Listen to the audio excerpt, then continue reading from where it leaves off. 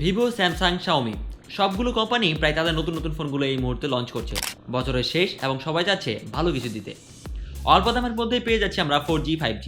এবং আজকের এই ভিডিওতে আমি আলোচনা করব এমনই একটি ফোন নিয়ে যার মধ্যে থাকছে 18,000 টাকার মধ্যে ভালো মোটামুটি লেভেলের ক্যামেরা, ভালো কোয়ালিটির ডিসপ্লে এবং ভালো মানের ব্যাটারি ব্যাকআপ। সেই সাথে পেয়ে যাচ্ছি আমরা 5G সাপোর্টও। ফোনটি হলো লাভা স্টোন 5G। তাহলে চলুন ফোনটির ব্যাপারে ভালো মন্দ সবকিছু জেনে নেই। প্রথমে শুরু করতে যাই ফোনটির আনবক্সিং দিয়ে।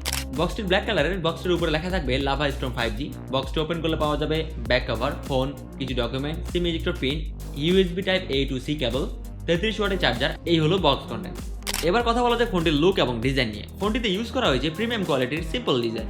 ফোনটির ফ্রেম প্লাস্টিকের এবং ফোনটির ব্যাক সাইডে ইউজ করা হয়েছে গ্লাস এবং ফোনটি কার্ভ হওয়ায় দেখতে বেশ ভালো লাগছে। আর এই ফোনের ব্যাক সাইডে আছে ডুয়াল ক্যামেরা সেটআপ। ফোনটির রাইট সাইডে রয়েছে volume up and down button, সাথে পাওয়ার বাটন। ফোনটির নিচের দিকে রয়েছে type C charging port, microphone, 3.5mm headphone jack, charging port এবং স্পিকার। উপরে পাবেন নয়েজ ক্যান্সেলেশন মাইক্রোফোন এবং বাম সাইডে পাবেন একটি সিম কার্ড ট্রে, যেখানে দুটি সিম কার্ডের পাশাপাশি একটি এসডি কার্ড ব্যবহার করতে পারবেন। আর ফ্রন্টে পাবেন 5 হোল সেলফি ক্যামেরা। উপর এবং দুই সাইডে ব্যাজেলসগুলো অ্যাভারেজ, তবে নিচের দিকে ব্যাজেলসগুলো একটু বেশি বড় মনে হচ্ছে আমার কাছে। ফোনটির থিকনেস হলো 9mm এবং এর ওয়েট হলো 215 গ্রাম।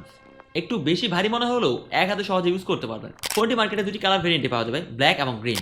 ফোনটিতে ডিসপ্লে হিসেবে রয়েছে 6.78 ইঞ্চিসের full HD plus IPS LCD display, সাথে রয়েছে 120 হার্জের হাই রিফ্রেশের, সাথে 580 নিটসের পিক ব্রাইটনেস দেওয়া আছে এবং 120 হার্জের হাই রিফ্রেশে থাকায় ফোনটি স্মুথলি কাজ করবে।